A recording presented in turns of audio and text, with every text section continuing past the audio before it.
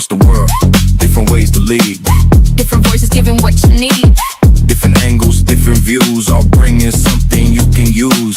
From every corner, hear the call. Level up now, give it your all. Mind, body, business, elevate, new perspective, shift your state. This is coaching call. With Sifu Rafael. Sifu Rafael. Sifu. Rafael. Different paths, different minds. Take what works, leave what doesn't align. Every voice brings something new.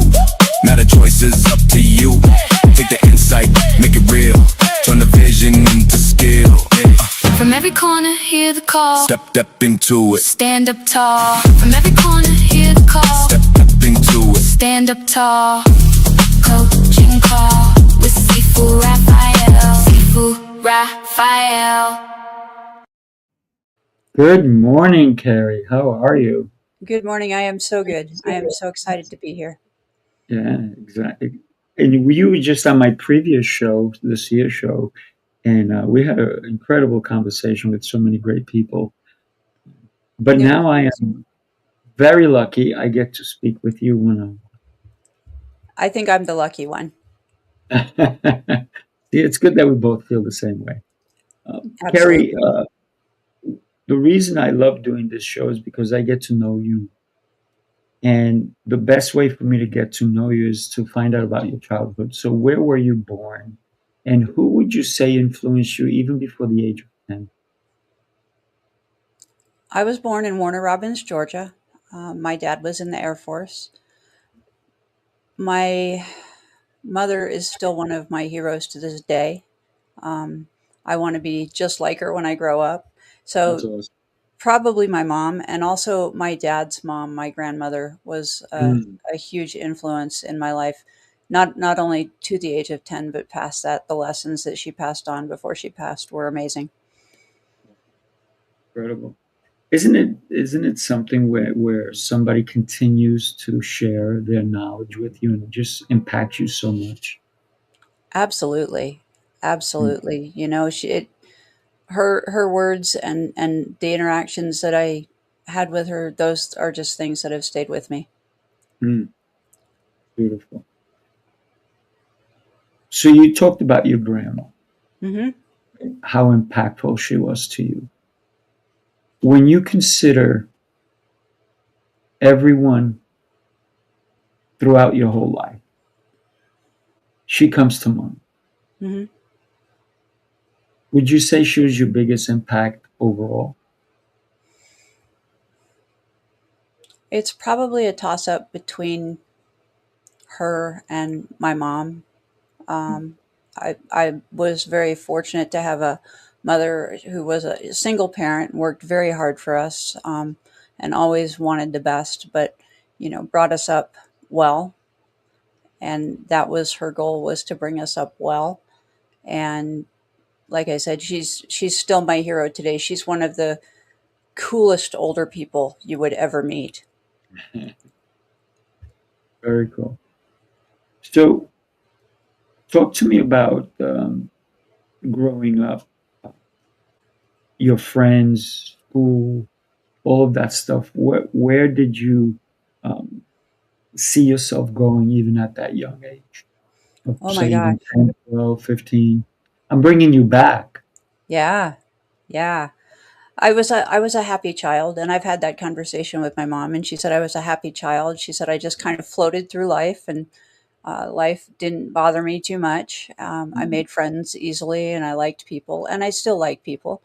Um, as far as what I thought my life was going to look like and who I thought I was going to be, I always thought I was going to be a nurse or write a book. mm, And I actually attempted nursing school 3 times. And I it I'm not a science minded person, and I couldn't get past the biology and the chemistry, and so I ended up going to school for human resources. But I also thought I would write a book, and that is something that I've put on hold for a long, long time. I've just been a co-author and done a contributing chapter in my first anthology, and I have an editor now, and so we are working on the plan for the book. So So, the nurse thing didn't come about, but it looks like the book thing is going to happen all these years later. Who knew? Well, think about. I think that the best books I've ever read is when it's based on somebody who maybe didn't fully jump on it right away, but had to think about it. And Hmm. it's about their life story or a story that they have in their head, but it's always based on stories. And because people want to read a story that makes them feel something. That's how I see it, right? That's why I love reading. I'm an avid reader. I read all the time. And for me, books are a great way to either learn or get away. Yeah, absolutely. Absolutely. What are you reading right now, Sifu? I am reading, I've read so many books, but this one, Mountains Within. Okay. And this Jack Gropel, so I'm very fortunate. I get books signed by the authors. Nice. A lot of my books, I have a wood shop also, and I had to build like 3 6 foot high shelves just for the books from all the authors, because I also have a show called Author's Tales, and they send me books so I can read them, and then I have them on the shows. So when you're ready, I'd love to read your book. But besides that, the reason I love reading is because it gives me insight into another human being, Okay. their thoughts, their ideas, their concepts. And even if it's a story, I like to read, not necessarily, I read a lot of nonfiction, but once in a while I'll read fiction because sometimes it's okay to get away, right? Hmm. And I think the variety is what really helps us just to be a better human being. Absolutely. Absolutely. I read both. There you go. There you go. So, Kerry, talk to me about elementary school, high school, and you said that you liked people and you still do, and that was pretty funny in a way because people will have a way of souring us sometimes Hmm. because of their actions. But the fact that you said you still love people, I'm very much the same, right? Because we have seen the evolution of how people treat us, right? And the more we know, the better we can suggest the way we even want to be treated. And so we get away from those people who don't treat us well. So you still love people. I love that, by the way. Talk to me about your schooling before even graduating high school. In elementary school and high school, I was a big reader even then. I definitely loved books. I loved music. I still love music. And it's funny you mentioned that about people souring us. And that certainly can happen. But I've come to a point in my life now where I realize there are only wins and lessons. And so if I run across someone like that, I just have to consider that the lesson. Uh-huh. Um, in high school, I played volleyball for a brief period of time. I was not an athletic kid. I had a period as a young adult when I was very athletic, but I was not an athletic kid in high school. But my mom felt it was really important that we be well rounded. We did a lot of things like theater and going to shows and learning to appreciate culture. That was all very important. And those are still things that I value today. I got my first job when I was 15 as a certified nurse's aide in a nursing home here in Colorado, actually. Mhm. And that kind of started my journey for helping people. And it's funny how things come full circle because I didn't become a nurse. I got into human resources and now I've gone a different direction, but it's a different direction that is still helping people. And one thing that I do want to mention is I do love people, but I'm also an introvert. So Mhm. if you can put those two things together. Absolutely. And I think that there's nothing wrong with being an introvert because I believe we need to be able to, in my opinion, be alone with ourselves. Hmm. So many people are afraid, and this is why they're constantly doing this, doing this, and then they always need people around them Hmm. because they're afraid of their own shadow, if you will. And as much as an extrovert as I am, I'm also an introvert. So I play both roles because I love my alone time. Um, So that's an important aspect. And thank you for sharing that because it is about being with oneself that allows us to love people even more, right? It's important that we like our own company. And I think one of our most valuable resources is our energy. So we have to monitor that and protect that, particularly as someone who has gone through cancer, that changes your energy levels. And so it's very important to guard and protect my energy so that I have enough to give. You can't give to someone else if your cup is not full to overflowing. And so you have to fill your own cup first. It's like the oxygen mask thing on the plane where they tell you you have to put your oxygen mask on first. It's pretty much the same thing. So you have to protect your energy. You have to fill your own cup. You have to fill your own self so that you can go out and serve other people. Right. Absolutely. It's very interesting that you brought up the oxygen mask because I flew to be in Virginia Beach. And a lot of times, if we've flown a lot, we don't even listen to those messages. We put our headphones and da, da, da. But because I was in the window seat that was going to open in case of an emergency, I said, you know what? I am now responsible, not just for me, but for other people. So I Absolutely. took the pamphlet, I read it through, and I read it twice. In case of an emergency, I would at least be well versed. I also read the part of the person in front of me in case they couldn't handle it. I would take care of my part and then go around to the other seat and take care of their part. So I took the responsibility of saying, if I'm going to sit here, it's not just for me, it's for everyone else, right? So it's interesting when we think about taking care of us first, because we can't help anybody if we don't take care of us. Hmm. And you talked about being a cancer survivor, and we're going to get into that a little while later.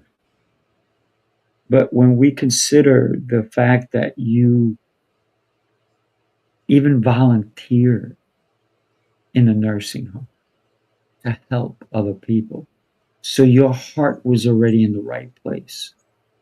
How was that experience for you? I think that's just part of who I am. And going back to my heroes and my mother is big into volunteering. I Mm, have a couple of things that I do now to volunteer. I think everyone should volunteer. I think that's so important. Everyone should do something to give back to someone else. mm. When you were volunteering, do you recall it's a nursing home, right? So what was your tasks, if you will, on a daily basis when you did volunteer? In a nursing home, volunteers just visit. They're there Mm, to keep people company, to listen to stories, to show up. That's one of the most important things. That's still my mantra is to get up and show up every mm, day. Get up and show up. And I think mm. that probably came from that early age and those early experiences that I had. But people have expectations that they're going to see you. So when you say you're going to do something, it's important to follow through and do the thing. Absolutely. I can only imagine all the incredible stories that you heard when you were visiting and sitting with somebody because that's so important. And there's so many people in nursing homes who have no one visiting them. Hmm. Yet you were going there and you were sitting and giving them the time so they can share and feel like they belong. Because a lot of times it's so lonely when you have no one visiting you, especially Hmm. in a nurse. Can you recall some of the stories that really impacted you, or were there any one or one story that said to you, "Oh my gosh, this is why I'm doing this"? I was also a hospice volunteer for a while, and that Mm, was much harder. The story that comes to mind is more of a family story, and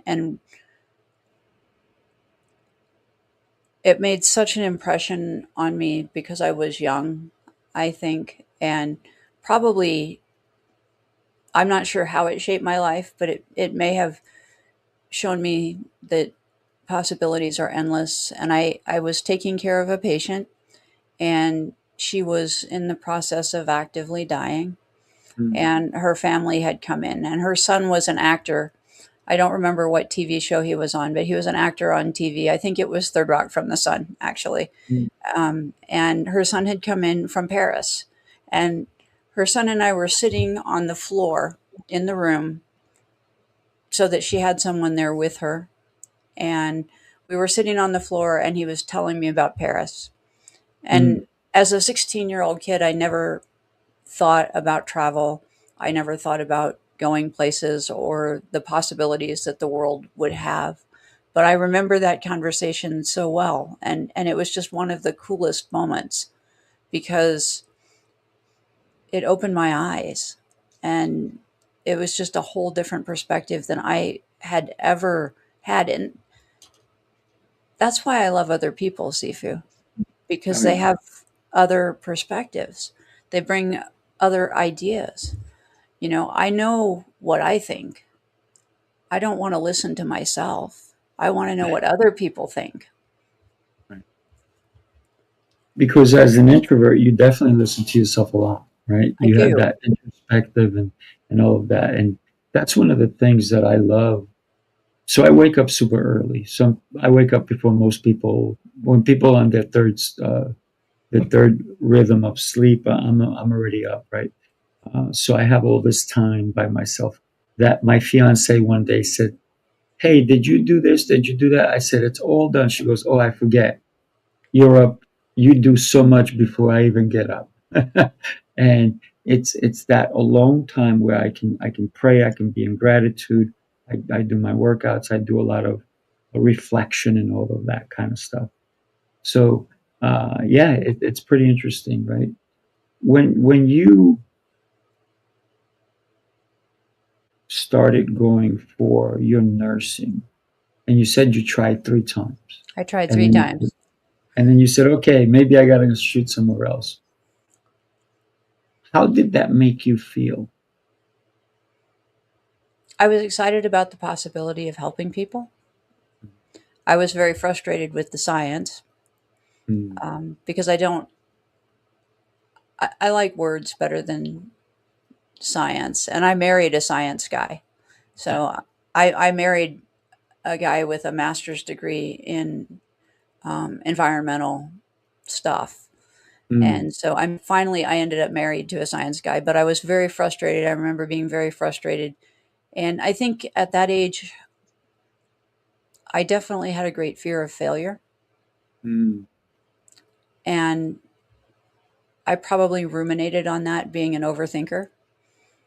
And where now I don't think there's anything I can't do. There you go. If There you if go. if I can't figure it out, I'll find someone who can help me figure it out. And I think that if you work at something enough, then you'll get to that goal. I operate on a 1% principle, and that's that I'm 1% better today than I was Mm. yesterday. And if I'm 1% better tomorrow than I was today, and I do that for 365 days, then at the end of a year, I'm 365% better. And that's a pretty good improvement. It's an incredible improvement, and multiply that by years, right? It's Absolutely. constant growth is a beautiful thing. Even though we do have setbacks, right? Things happen in our lives and so forth. Um, how on earth did you meet a scientist? I met him at the airport, actually. Yeah, I was working. My background is in human resources, but most of that was spent in corporate security, private security. Mm, So there was a period of time, and I was 38 years old, and I didn't have a job. and I was looking for a job. I had moved back to South Carolina from Colorado with my young son, and I was looking for a job and just couldn't find anything. And I saw an ad for a security guard job. And I thought, well, I'm not too proud to be a security guard. Mm. And so I applied for the job. They called me, I think, the same day. They said, "Can you start tomorrow?" So at 38 years old, I started as a mall cop. I had one of those big hats with the big silver Mhm. badge on the front. I was working night shift picking up trash and got into private security that way. I worked my way up in every position that I was in to account manager, director of public safety, Mm. and then moved into HR. But in that journey, before I got into my HR roles, I was working as a patrol supervisor for a security company, a local company here in Denver. I had come out here for a job. I had transferred for a job. I was the director of public safety for a property downtown, and the job didn't turn out to be what I thought it was going to be. So I left that Mm. position. So I had kind of taken a step back at that point, and I was working as a night shift patrol supervisor. And I went out to the airport, which was one of our contracts, and I met the man that I would end up marrying. Mm. And I have to tell you that I had to leave that job because it would have been unprofessional to date someone I worked with. So Right. I did end up leaving that job so that I could date him. And I went on to something else. There you go. There you go. What made you go from wanting to be a nurse to the career you chose? Or your first step into the first academic, if you will. As far as going into HR, that I Yeah. think was probably my mother's influence again. Mm. She is a psychologist. She is a doctor of psychology. She has a PhD. And she told me she thought that human resources was the right field for me. And I think as far as academically, it was. I did Mm. a brief stint where I thought I was going to be a police officer. I'm kind of somebody who wants to do all the things and try all the things. So I've done a variety of things. And for a while, I wanted to be a police officer. So for a while, I studied criminal justice. I have to Mm. tell you, it took me longer to get my college degree than probably anybody else on this planet. It took me 16 years to get my bachelor's degree Mhm. just because life happened. And Right. I would change my mind, or something would go wrong, or something unexpected came up. So 16 years it took me to get my bachelor's degree, but I got it done. And that my degree is in the organizational management of human resources. So I say perseverance. It's the word that came to mind mhm, because you didn't quit. And so many people would have said, "Oh my gosh, I've been in it for 3 years, 5 years, 8 years." You kept going. I You did. kept, "You know what? I'm going to get it." How did it feel to finally get that? It was amazing. It was also a relief that I finished it. I finally finished it. I I am a lifelong learner. I have always liked studying things, but I found out I don't like studying things enough to get a master's degree. But it was quite the accomplishment to, and I am so proud of that journey, even though it took 16 years. I think there are so many lessons in there Mm. but it was also a relief that it was like Right. it was done. I don't have to do this anymore. Now I can go do something else. Yeah. It's not the travel, it's the destination, right? It's about the journey. Yeah. Yeah. It's what you saw along the way. Right? Absolutely. Hmm. So, what was your first job in your career choice that you said, this is exactly what I want? Was working for a international private security company, and they hired me to be their. It was I was not a manager at that time. I think I was a human resources coordinator when they brought me on board. Uh, so my first HR job, and they brought me in and they gave me an office and a box full of papers, and that was the succession plan. That's what I walked into, Mm. and we were able to take that and create processes and create organization and make something from almost nothing. Mm. And getting to I had a great team. I had an amazing manager. I had the best boss that I've ever had in that job. So that was fantastic. He actually ended up officiating my wedding. My goodness, that's awesome. So, but working for that private security company as their HR coordinator and then promoting into their HR manager position was one of the things that I'm most proud of doing. Nice, nice. So incredible that you took basically a blank slate, Mhm. and it sounds like you were the catalyst, if you will, to create the processes, right? But you also had a boss who was willing to give you the reins, if you will. How Absolutely. how was that relationship? Obviously, it was a great relationship because you officiated your wedding. But how was it long term? And do you still are you still in contact with? We are still in contact. I heard from him the other day. Mm. Um, it's interesting because that relationship in the beginning was one of the hardest relationships I have ever had in my life. Really? We communicated differently. We had to learn how to communicate with each other. Um, we had knockdown drag out battles where we would both Mm. cry. Um, it was that hard in the Mm. beginning, and that lasted for probably a year to a year and a half. And I have so much respect for him because he hung in with me. But that was the thing, and we've talked about it a number of times over the years, is that we both had the same goal. We wanted the same thing for the Mm. company and for the team. We were just coming at it from different directions. And it was one of the best lessons in communication I've ever had. But Mm.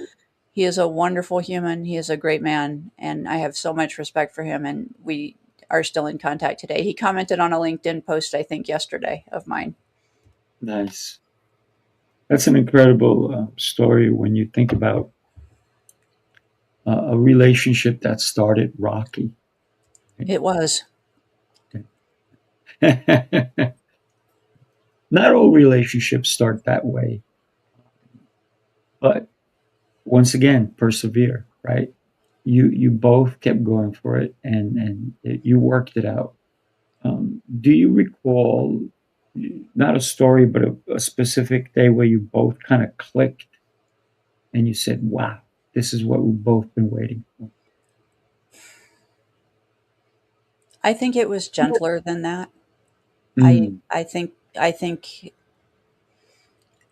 things got easier, and Mm. then I don't remember a specific time, but we knew that there came a time when we knew that we were on the same side, going the same direction, saying the same words, and talking about the same things. That's awesome. That's awesome. Um, so you left that place. I did. I did. I left that place in um, March of last year. Mm. Let's talk about even before we get to that, why you left. Um, talk to me about. You mentioned it earlier. Your diagnosis. Sure. How old were you? Um, and what made you even get the diagnosis? So I was diagnosed in May of last year, so May of 2025. I was 55 years old, Mm. and it was an accidental diagnosis. So in March, right after I had left that job that we were just talking about, I had been at my new job for about 4 weeks. I got up in the middle of the night and passed out and fell and hit my head. Oh my. And we don't know why that happened. We still don't know why that happened, but we definitely wound up in the emergency room. And while we were in the emergency room, the ER doc came into the room and said, "We have to do more scans. We found a large mass on your pancreas, and we're very concerned." Mm. So they did 6 different scans that night, and that was the message, was a large mass on your pancreas, and we're very concerned. And of course, my husband and I were Googling and thought, oh my gosh, I have pancreatic cancer, and the prognosis for pancreatic cancer is rough. And so it was a really terrifying moment. And they sent us home with a referral to oncology and a referral to gastroenterology, and we didn't know what was coming next. Mm. Me being me, so the first miracle, Sifu, was that I fell and hit my head for no reason. I mean, Agreed. Agreed. that was the first miracle. The second miracle was, as we were walking out of the emergency room that night, I said to the nurse who had been taking care of me, I said, I got to tell you, this isn't going to work for me right now. I can't do this. I'll do it later, but I can't do it right now. I said, because I don't have insurance. As of next week, I won't have insurance. I said, so just no. And she looked at Mm. me and she said, you have to get Cobra insurance. And I had 1 week to make that happen.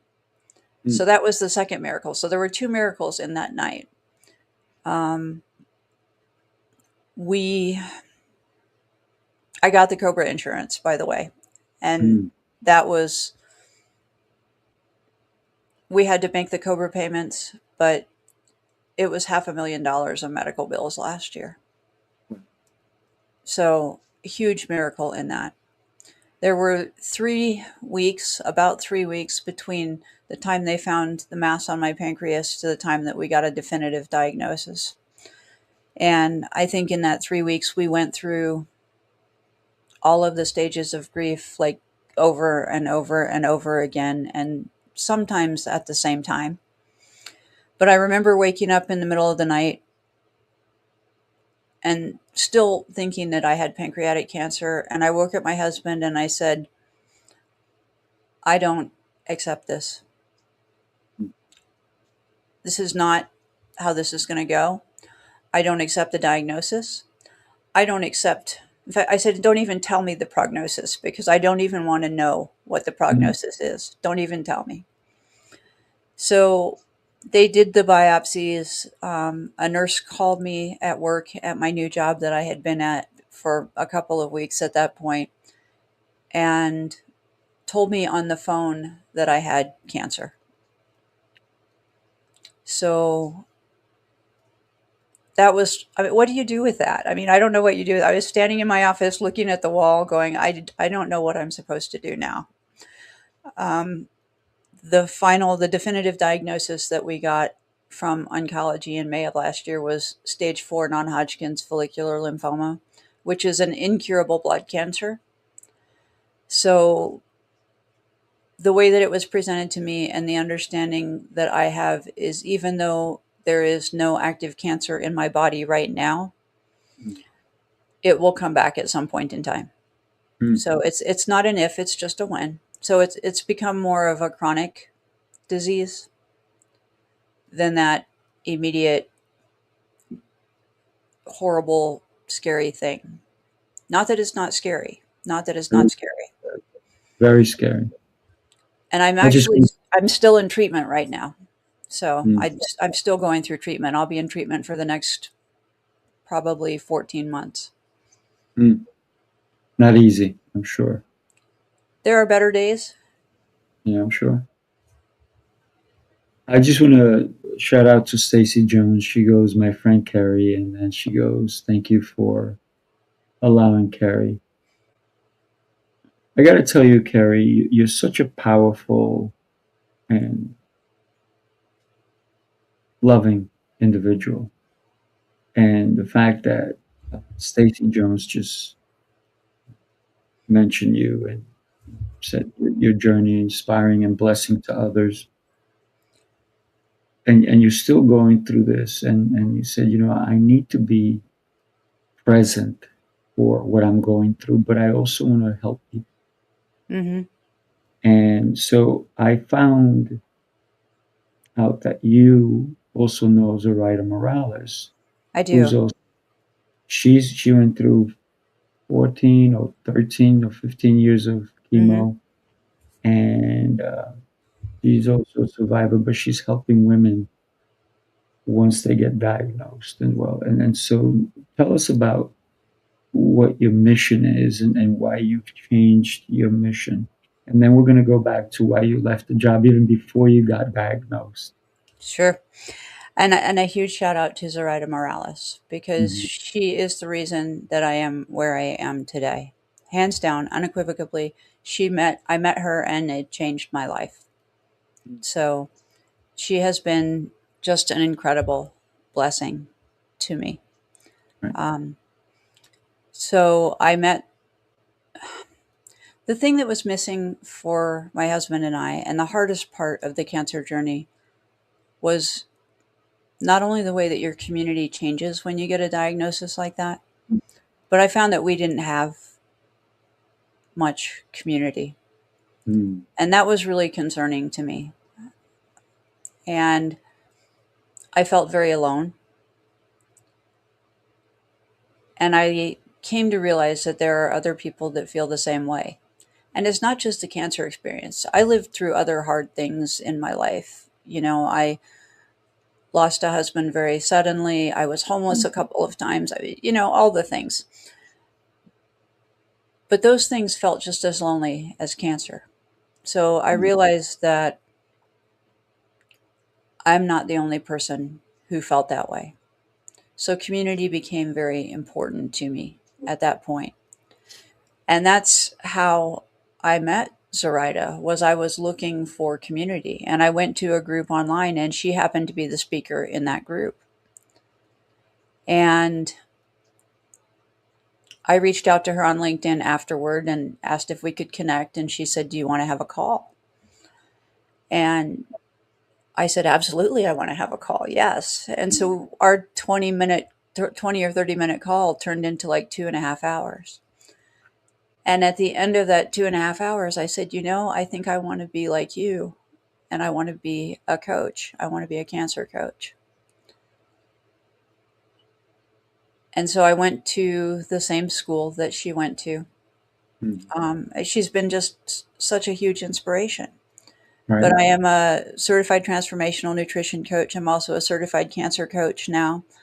I'm also a certified insight coach and finished my coach's training in December and started my business in January of this year. So I am a new entrepreneur. I am a baby entrepreneur. I've been in Wow. business for 8 months and I love it. I love it. I get to do something that makes my heart happy. I got to tell you, when you said baby entrepreneur, I smiled because nothing would have prepared you to be that entrepreneur. No, Like you were thrust into it, and you have all. You may not have all the answers, but you have all the experience. You have all the. You've been through it. You're still going through it. So who better to be a coach than you? And thank you for being that coach. Thank you for inspiring other people. Thank you for being someone that someone can have a conversation with about what they're going through. Because it's not easy, no, but you're no, doing it. absolutely. And the women that I work with, I don't think of myself as a cancer coach in the traditional, you think about someone's going through cancer and they need a coach or somebody to walk alongside of them, because that's not really the point where I come in. I come in at a different point. And I work with women who have been affected by cancer. So that may be someone who had their own cancer experience, or someone who had a family member with cancer, or they were a caregiver. But the women that I work with mostly are at a different point in their journey, where they've reached a point where, because the social dynamic is weird, you get that you have no evidence of disease, or there's no active cancer in your body, and everybody thinks, okay, you've gone back to normal. You're who you were before this happened. And you don't ever go back to who you were before this happened. You went So, through yeah, transformation, right? absolutely. It was a complete transformation. It's a transformation I'm still going through today. Um, I'm not done yet, for sure. And that's the point where I like to come in and help women when they feel stuck. When you know you can't go backwards, so you either stay stuck or you move. And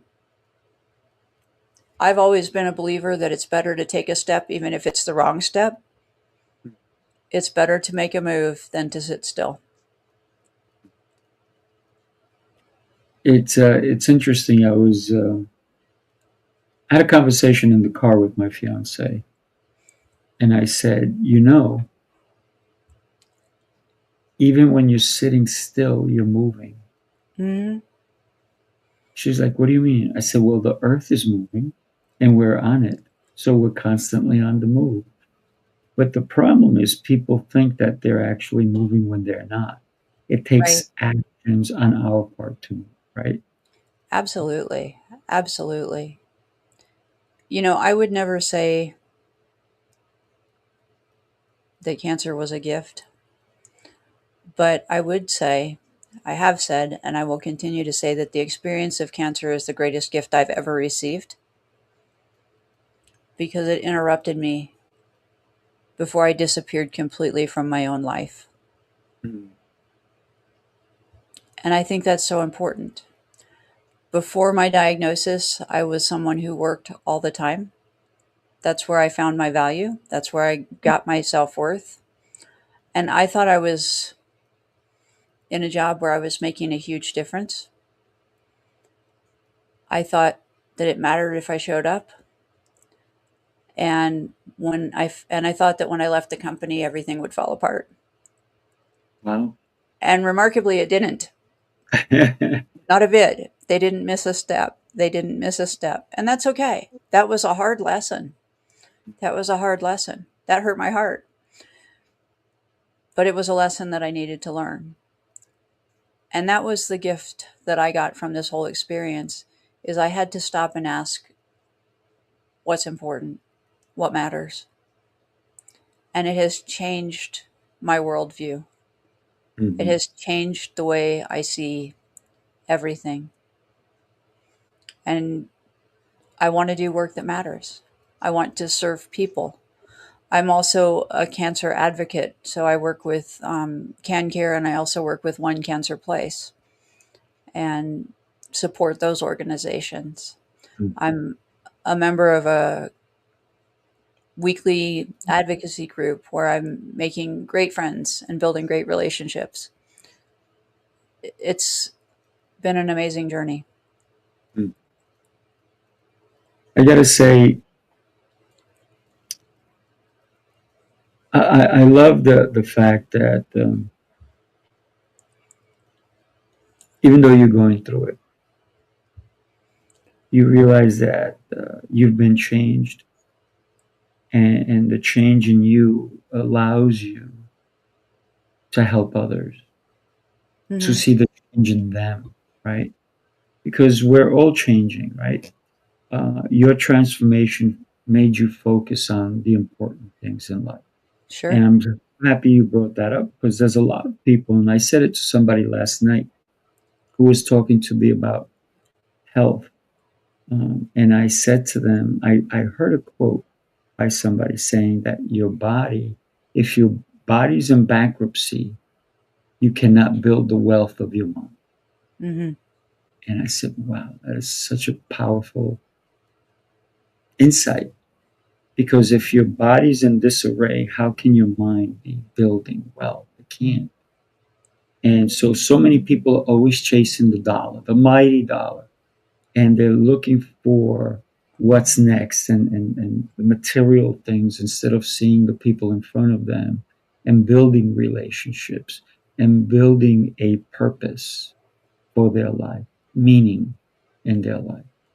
So it seems like you are definitely helping other people see the meaning of their life. That cancer, even though you may have it, is not the end of it. That Absolutely. there's a lot more, and I see a lot more in you. The power that you show up with. Um, I'm grateful to call you my Thank you. friend. So, what is next for you, young lady? I'm going to continue to build my business. I'm going to continue to connect with people. I imagine I'm going to work on that book. Oh yes, we need Um, it. I think that that is the thing. I actually got a scholarship to go to Washington, D.C. for an organization that does patient outcome research. So I'm going to be going to Washington, D.C. in October to a conference. So I'm excited about that. Very Uh, cool. and then I'm open for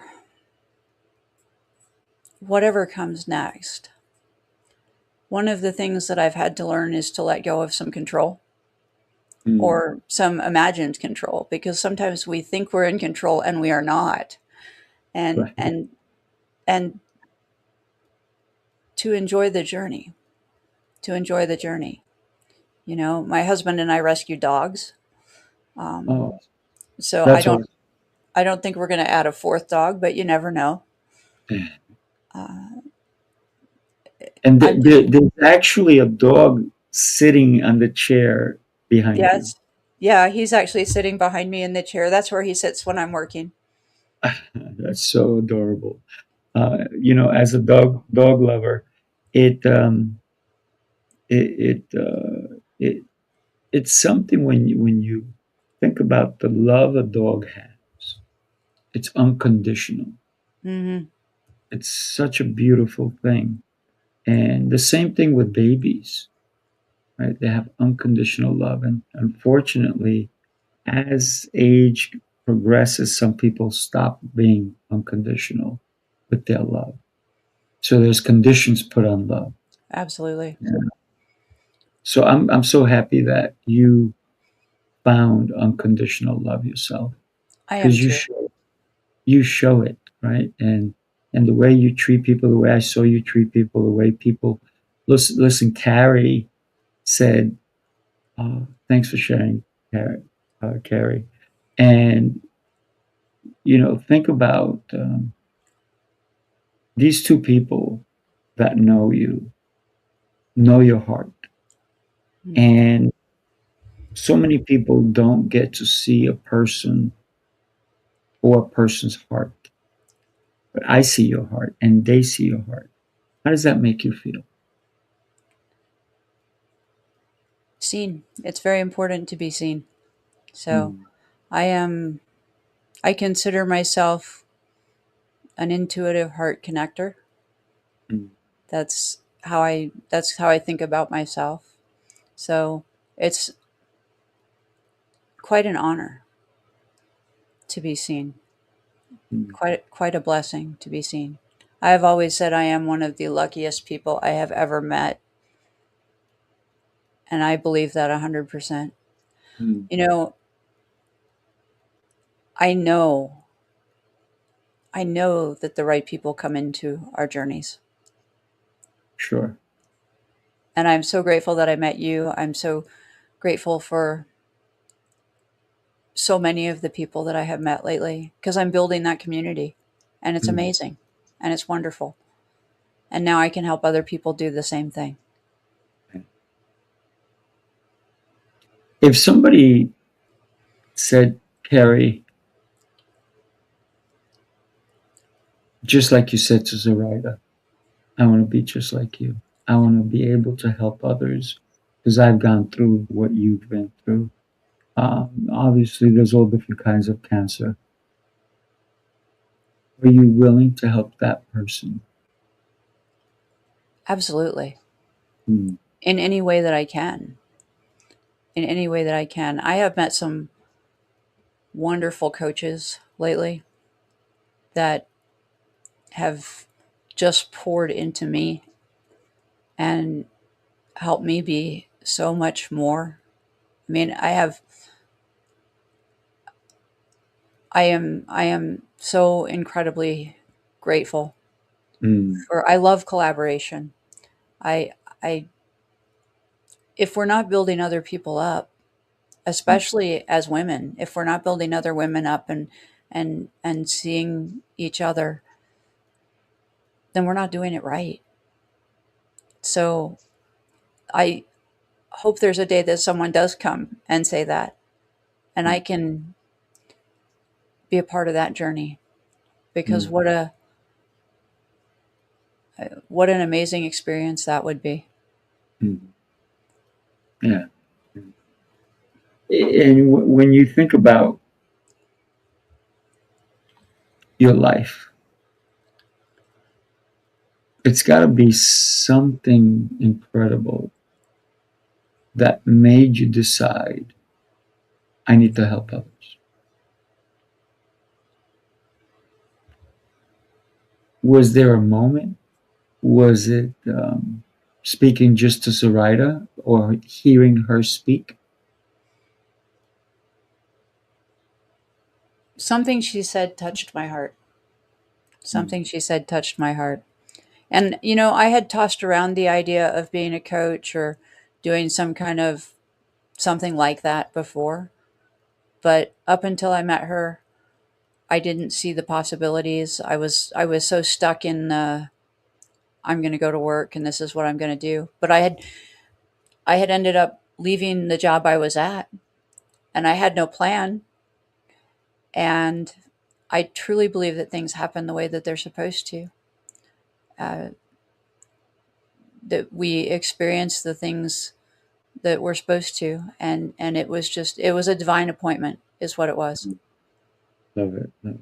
So let's go back to why you left your job even before you were diagnosed. Well, I left the job that I had been at with that wonderful boss after 5.5 years. And we had had a management change, so he was not there anymore. Mm. And they had brought in a new general manager, and then they had changed our regions. And so a lot of things had changed. And I felt like the values of the branch had changed.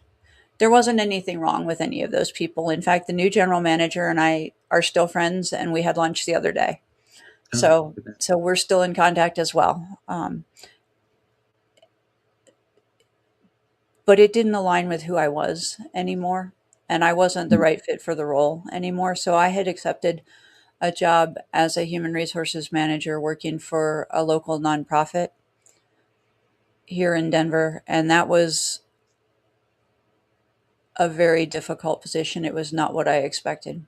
Um, mm, and as I was going through chemo and I was sick and I was trying to work, I realized that it wasn't in my best interest or the best interest of the company for me to continue, mm. because I needed to focus on my health at that point. And health had suddenly become much more important than it was the year before, right? And so I ended up leaving that job in July of last year with no idea of what was coming next, no plan whatsoever. It's one of the scariest things I've ever done, because I'm work has sure. always been my refuge. That's always been my go back to. Mm. And it was gone. But Best thing I ever did. that was your choice to step away. It absolutely was my choice. Yes. Incredible. let me share something that's happening this Friday with you and everybody else. Take a look. Let's get after this. Hey, hey. Leadership isn't a title. Hey, pressure makes leaders. Unified leadership. Unified leadership. Pressure makes leaders, fire reveals truth. Forged in the struggle, built to break through. Unified leadership, we stand when it's hard. Different voices, one vision, together we spar. Built through connection, stronger as one. Changing tomorrow by what we've begun. Unified leadership. Feel the fire ignite. When leaders unite, the future burns bright. Sifu Rafael with the vision and voice.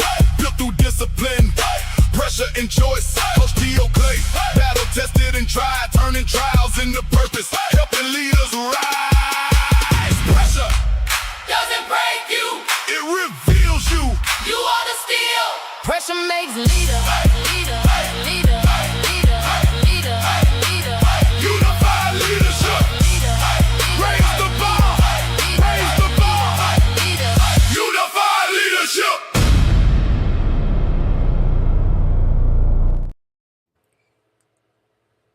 And there you saw one of your favorite people, Amy, I did. who's going to be speaking not only at that event, but the next event I'm having. She's doing the summit, and then she's also going to be with us in Atlanta. Can I share the Atlanta one with you as well? Please. Yeah, it's so incredible. She is a phenomenal, phenomenal human being. Take a look. The city never sleeps, and neither do the dreamers who build its pulse. From every corner of the globe they come. Visionaries, creators, leaders, each carrying a spark ready to ignite the world. This is not an event, it's a revolution of rhythm and reason. A symphony of minds, a movement of momentum. Sifu Rafael, Lancelot, Jose Escobar. Together they set the stage for brilliance. This is the NYC experience. Mastermind, light up the city. They coming from the east, coming from the west. Knowledge on deck, put the truth to the test. Leaders in motion, hearts in sync, dropping wisdom so deep it'll make you think. They bring stories, sweat and flame, different faces, one shared name. Elevation, that's the sound. NYC experience, mastermind, where purpose is found. Another fun event. Another fun event.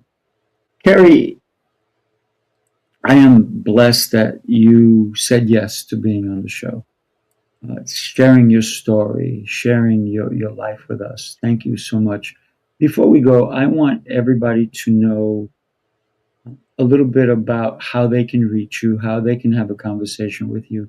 So what I'm going to do is I'm going to put your link across the bottom, verbally say your link, so because this also will be an audio. This way people can connect with you even at a deeper level. My link is at the bottom. You can email me, and that's the best way to do it, is Keri@nexttogether.co. Perfect. Can I say one last thing? You can say many things. You know, we don't get to choose our diagnoses, and we don't get to choose the moments that break us. But we do get to choose what comes next. So I would challenge anybody out there to think about your life. Hmm. If there's something that doesn't fit, that's okay. You don't have to know what comes next. You only have to be willing to take the next step.